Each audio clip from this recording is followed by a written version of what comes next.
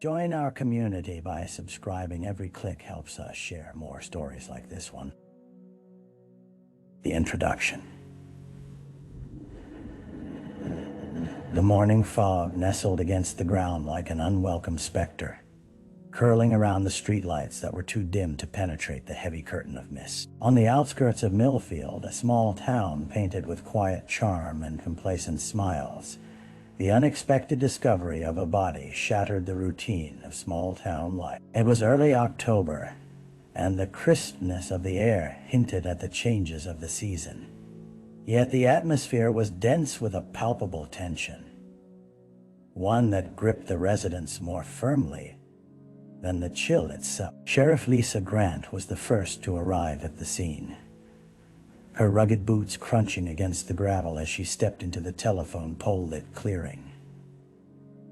The shivering branches above whispered secrets, but they would reveal nothing. On the ground lay the lifeless form of 32-year-old Emma Carlisle, a local teacher, well loved by her students and neighbors alike.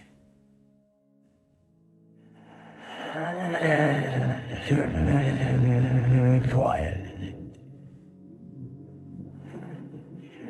Emma's body was positioned unnaturally, as if she had surrendered to the earthy betrayal of the vibrant spirit she'd been known for. A deep-caliber gunshot wound marred her chest, and her eyes, wide open, stared at the darkening sky, a haunting gaze, frozen in the last moment of her life.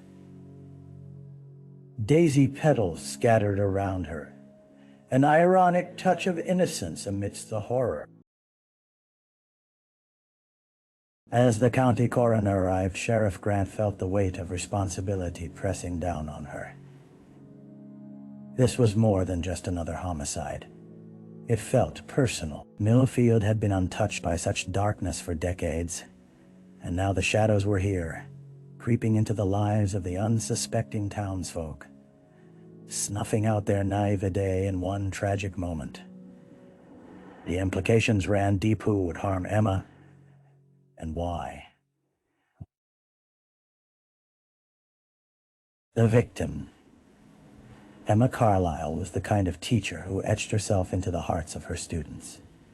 Known for her warm smile and boundless enthusiasm, she transformed the town's small elementary school into a tapestry of laughter and creativity. Her classroom, decorated with vibrant artwork and motivational quotes, was a haven for children seeking encouragement. Each morning, their eager faces greeted her with uncontained joy, and she reciprocated with lessons that transcended textbooks. Lessons about kindness, empathy, and the importance of dreams. As news of her death spread through Millfield, the community recoiled in disbelief. It was unfathomable that someone so devoted to nurturing young minds could meet such a brutal fate. Most families had their children's favorite stories of Mrs. Carlisle tucked away.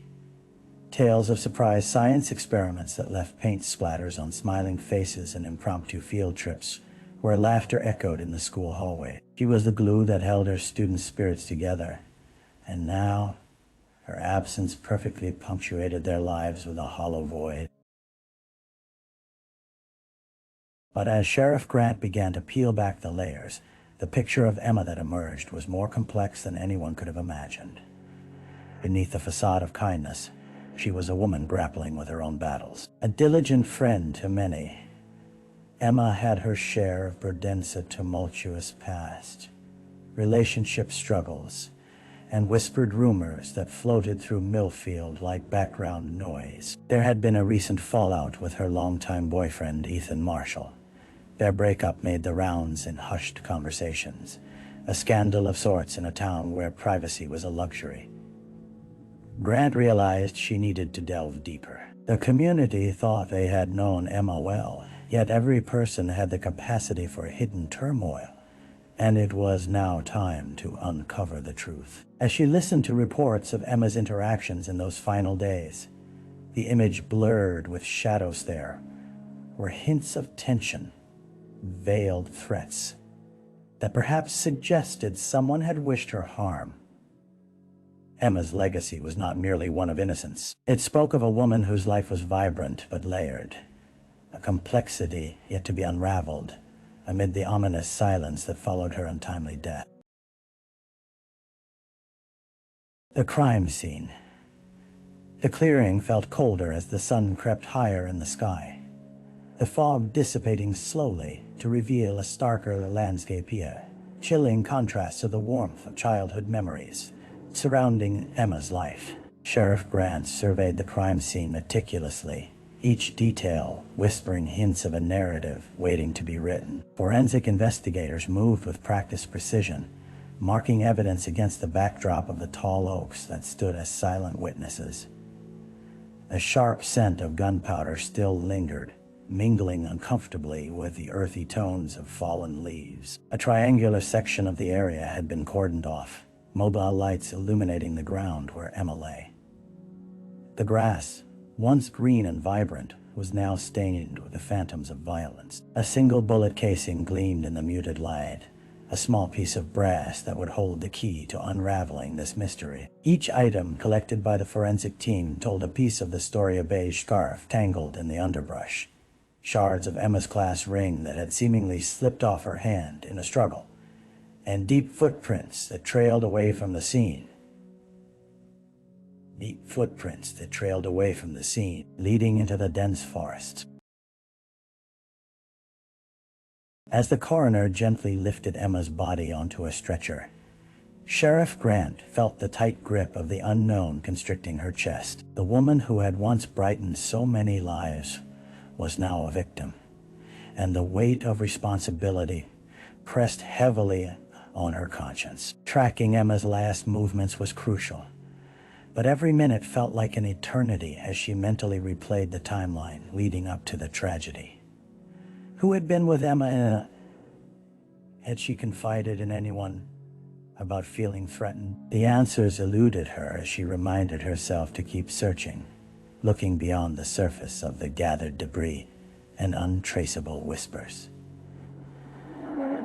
Millfield was a tight-knit community, but secrets thrived where trust existed. Emma's connections, friends, colleagues, adversaries needed careful examination. The call from the coroner jolted her from her thoughts. They were ready to transport Emma to the morgue, but first, she had to make a decision. She leaned closer to the scene, frowning as she caught a glimpse of an unfamiliar piece tangled in the grass. A delicate silver bracelet, perhaps a token of love or friendship, lay there. The inscription barely visibly a small detail, but one that could shift the investigation's focus. This was only the beginning, and with each passing moment, the clock was ticking. Time was working against her to piece together the life of a woman stripped away too soon. The early investigation. The investigation began with a frustrating sense of urgency. Sheriff Grant gathered her team in the dimly lit briefing room of the Millfield Sheriff's Office, where the walls were plastered with photographs of the town's landmarks and the faces of its citizens. The room buzzed with a peculiar mix of anticipation and dread as they reviewed the initial findings. The black and white printouts of Emma's last known whereabouts scattered across the table. On the bright whiteboard, a timeline emerged: Emma's last day alive, marked with a series of appointments, mundane interactions, and the mysterious gaps etched in between. The evidence was tenuous at best, but every moment counted. Grant instructed her deputies to interview Emma's friends and colleagues first. They started with the local elementary school, where Emma had spent long hours shaping young minds. Mrs. Thompson, the school principal, sat rigidly in the conference room, her hands trembling as she held back tears. Emma was well. She was everything to this school. "I can't believe she's gone."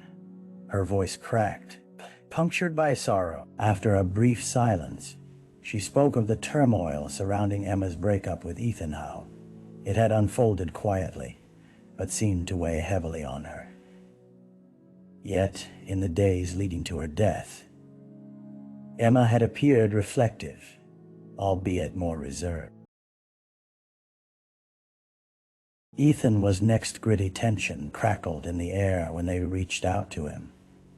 The young man's defense was immediate, his eyes darting, shadows residing beneath. Emotion simmered on his face as he responded to questions with both frustration and pleading. We loved each other. What happened between us?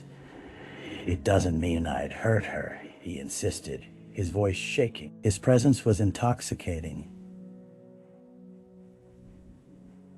yet had an edge, warranting further scrutiny, as he expressed anger toward the town's gossips, who saw him as a suspect.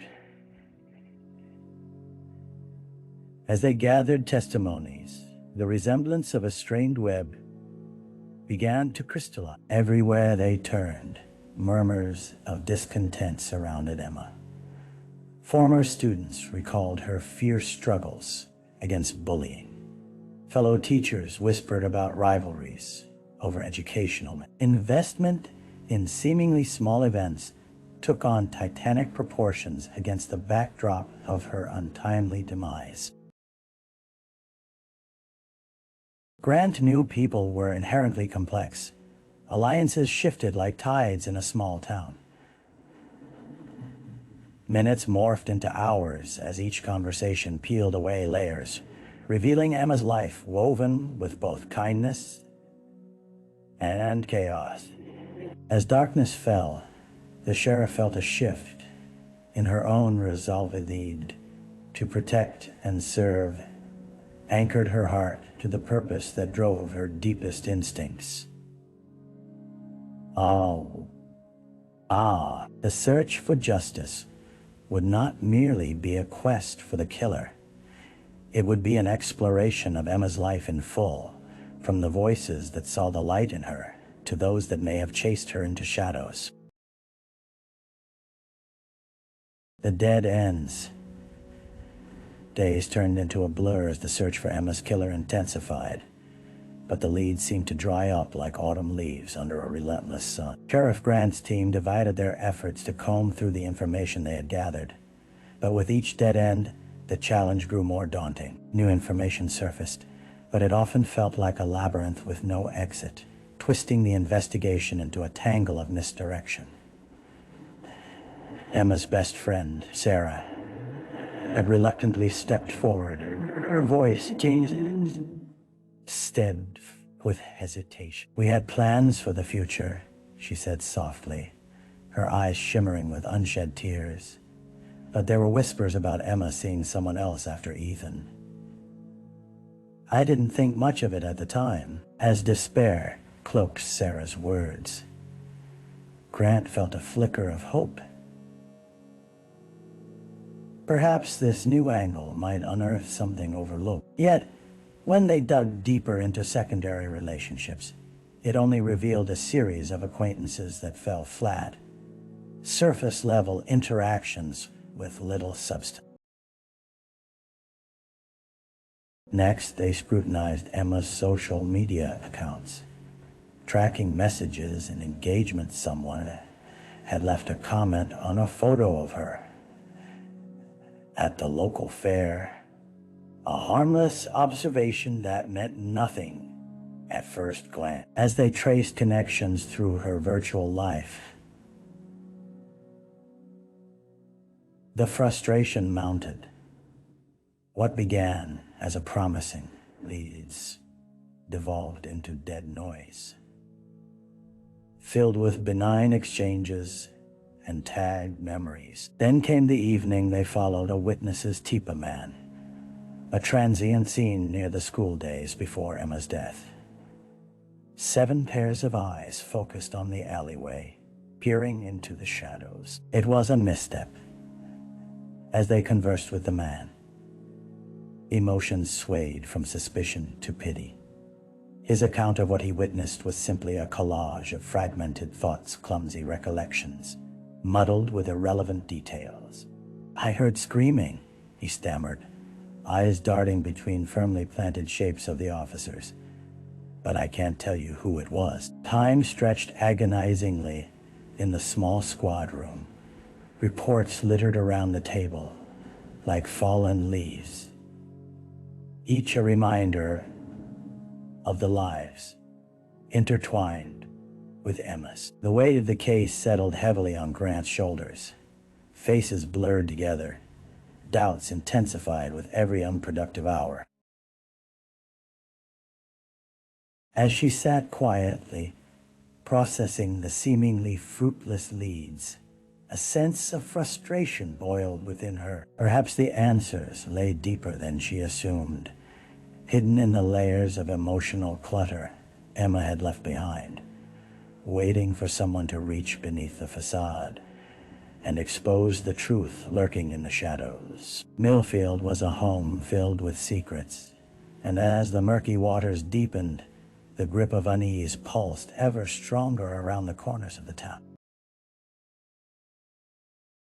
A break in the case. Just as Sheriff Grant began to feel the press of fatigue in bones, an unexpected call pierced through the clamor of the station. It was Officer Bell, her voice urgent yet cautious, as if treading lightly around a fragile truth. "Sheriff, you need to come to the station. We found something." Within minutes, Grant stormed through the door, her heart pounding with anxious hope. Officer Bell awaited her with a set of evidence photographs, a fresh lead that had arrived like a spark in the dark. "We finally got the surveillance footage from the gas station near the school. It was a long shot, but look at this," he said, pointing to a still frame on the screen. The grainy image revealed Emma exiting her car late one Friday afternoon, her backpack swinging slightly by her side. Just a few steps behind her, a figure lingered in the shadows, obscured but undeniably present.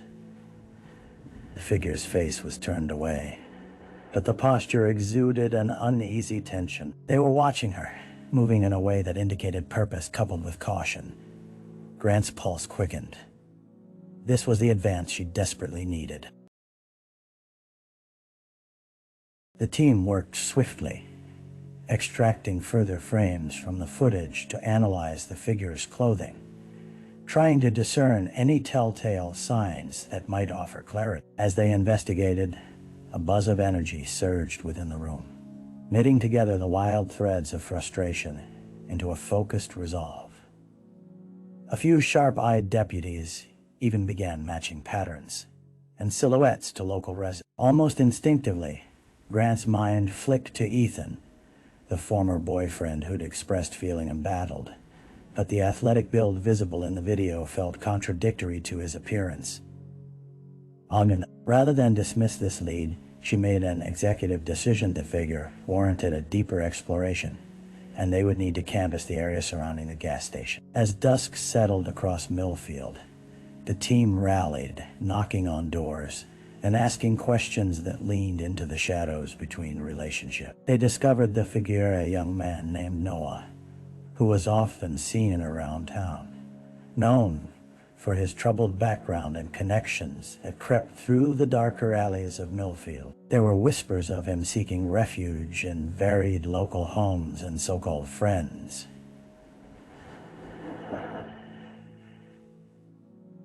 But the relationships appeared far more predatory than platonic. Minutes morphed into hours as they followed leads that connected to Noah's life, probing into a network of acquaintances that seemed more like a tapestry of distrust than a community. Every revelation honed in like a serrated blade, providing glimpses of an unsettling picture that hinted at something much darker than imagined.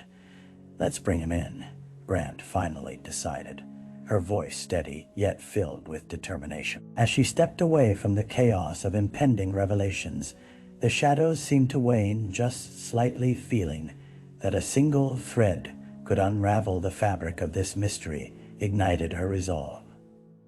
Perhaps justice was finally within reach. The suspect. Noah Miller was brought in under the heavy fluorescent lights of the interrogation room, a space designed for peeling back layers of deception. Sheriff Grant stood across from him, her expression a tempered mix of authority and empathy. The young man, barely 20, slouched in the steel chair,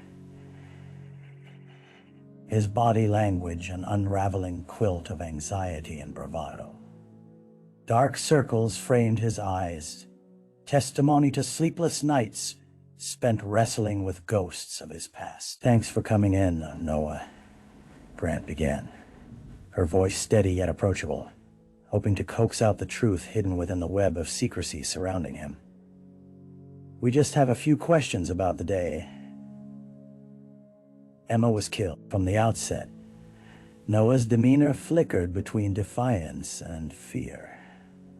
"I hardly knew her. Why would I hurt someone like that?"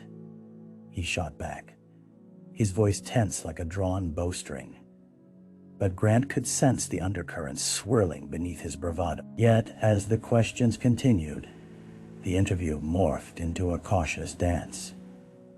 When confronted with the surveillance footage showing him trailing Emma, the shadows skirting his expression, Noah's bravado ebbed. "I wasn't stalking her. I just wanted to ask her something. She said she'd help me out with a few things." The half-hearted explanation did little to persuade. The pieces did not fit as neatly as he hoped. "People in town have described a different version of you, Noah. They say you've had trouble finding your footing. You hang around with the wrong crowd. Confess if you know something more," Grant pressed gently, maintaining a fine balance between understanding and pressure, reading the gradual erosion of his defenses.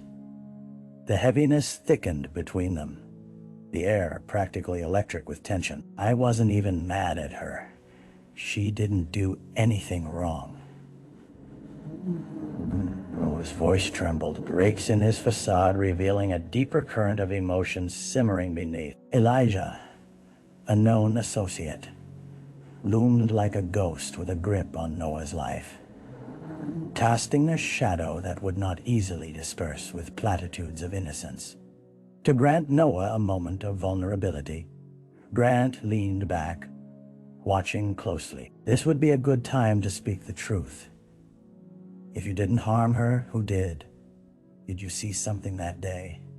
The question lingered, entangled in silence, until a flicker of remorse crossed Noah's features. "It was just a fight," he whispered finally, words barely breaking free.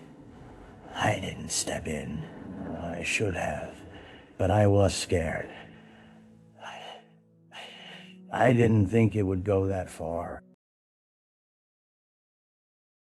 A defining moment lay before them, a truth spilling forth that held the potential to wipe away the darkened shadows that encased Millfield.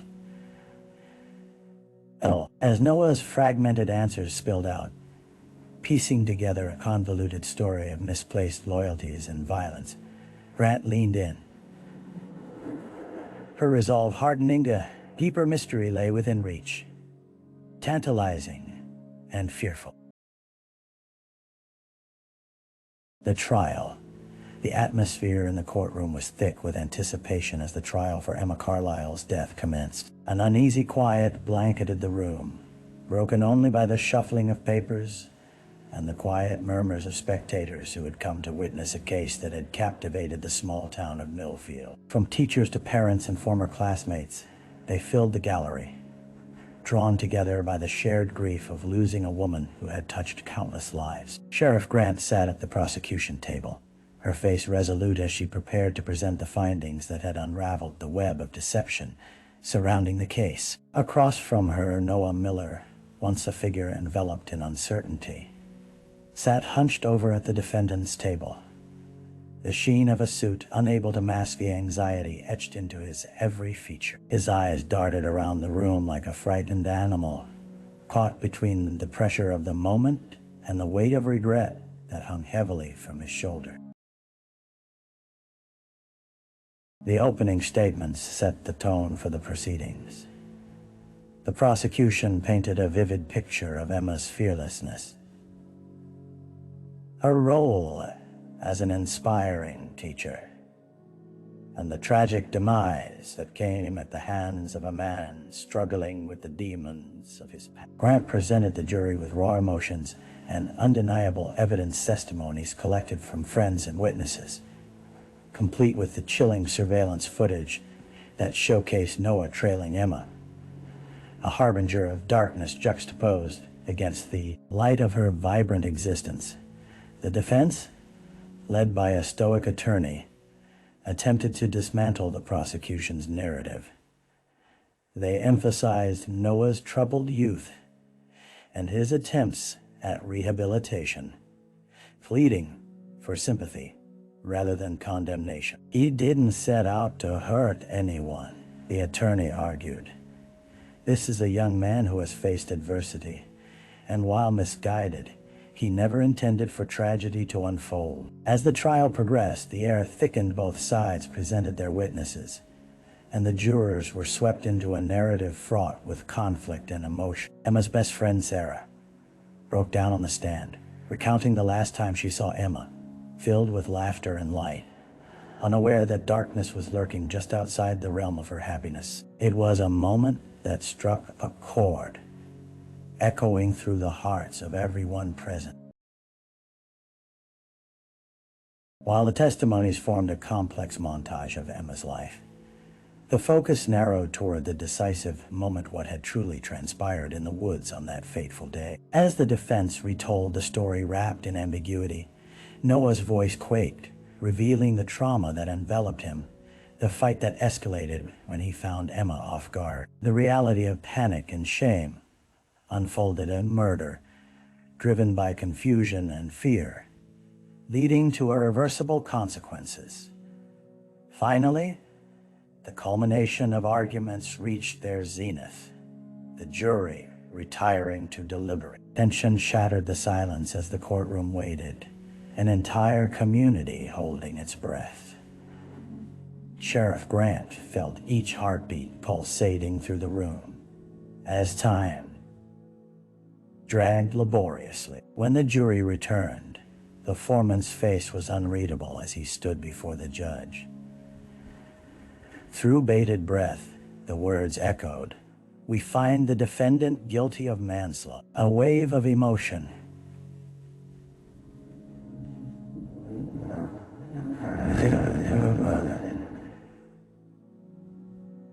cascaded through the room. Some wept in relief, others in anguish. But the shared grief remained, a constant reminder of the life lost too soon. In those moments, as Noah was led away, the reality sank deep within the hearts of all present. The shadows that had ravaged their town could not be erased, but the echoes of Emma's life would inspire transformation and healing in the community she once nurtured. The aftermath of the trial cast a long shadow over Millfield, altering the fabric of the community forever. Although the verdict had brought a semblance of justice, the scars left by Emma Carlisle's death ran deeper than anyone had imagined. Streets once filled with laughter felt stark and empty, the laughter of children mingling with sorrow as parents struggled to explain the finality of loss. Emma's memorial took place a few weeks after the trial, an event marked by heavy hearts and somber tributes. The small town gathered in the same clearing where she had been, found a space transformed from a scene of tragedy into a commemoration of life. The air was punctuated with the fragrance of daisies, Emma's favorite flower, the petals scattered everywhere, symbols of innocence reclaimed. Each neighbor shared stories, memories interwoven with grief, celebrating a life that had brought them joy. At the school, dedicated staff members worked tirelessly to ensure Emma's spirit remained alive within the walls of the building she cherished. They initiated the Emma Carlisle Creativity Fund, aimed at fostering talents in art, music, and literature among students, a way of preserving her legacy while encouraging young minds to chase their dreams, just as she had inspired them to do.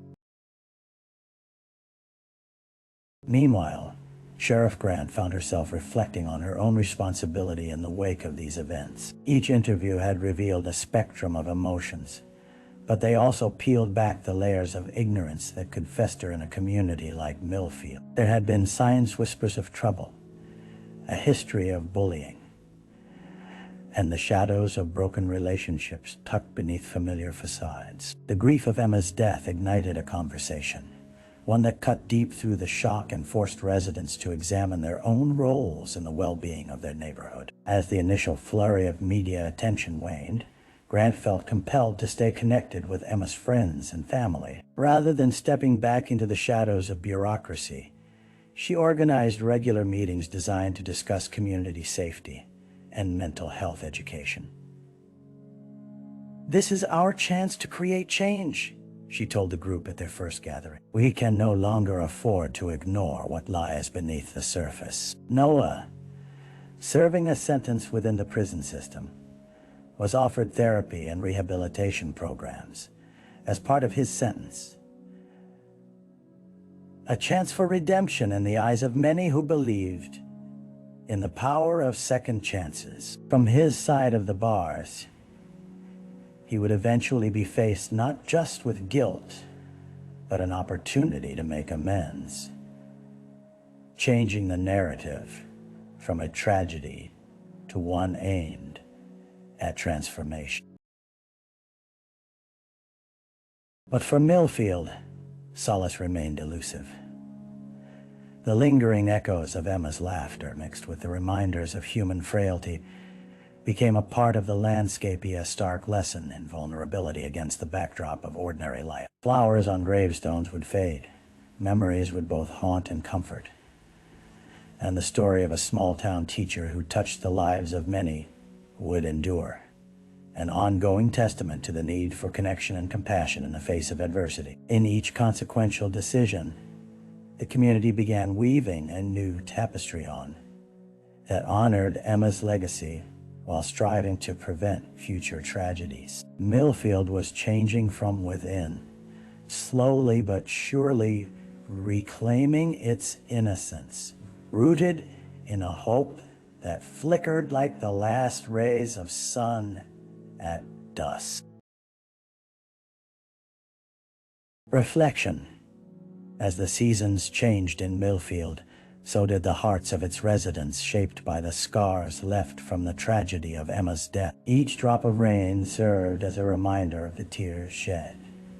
But with the passage of time, the sun began to peek through the clouds, bringing fresh growth and an opportunity for renewal. For Sheriff Grant, reflection became a nightly ritual, often coupled with a cup of steaming coffee, as she recalled the faces of children Emma once taught, now carrying that legacy forward in ever more meaningful ways. She found herself retracing the threads of Emma's life, contemplating the myriad connections woven throughout the community, a testament to the intricate dance of human existence. Emma had sparked change not only through her passion for teaching, but also through her inadvertent role in initiating conversations about vulnerability, mental health, and the importance of community care.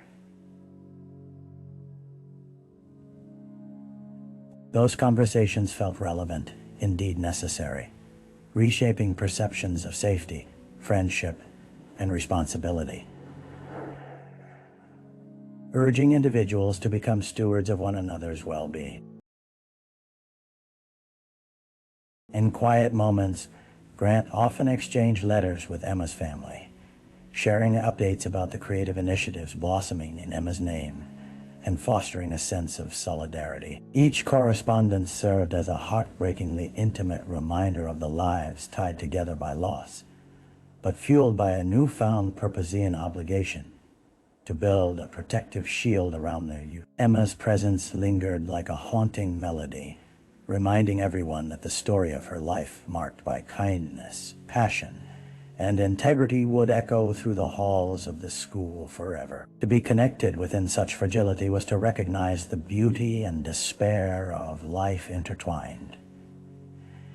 It spurred a collective awakening, empowering individuals to reach out to each other, to forge bonds that would support resilience against darkness. Months later, standing beneath the tall oak trees where flowers surged with life, Grant could hear the laughter of children weaving together a soundtrack of hope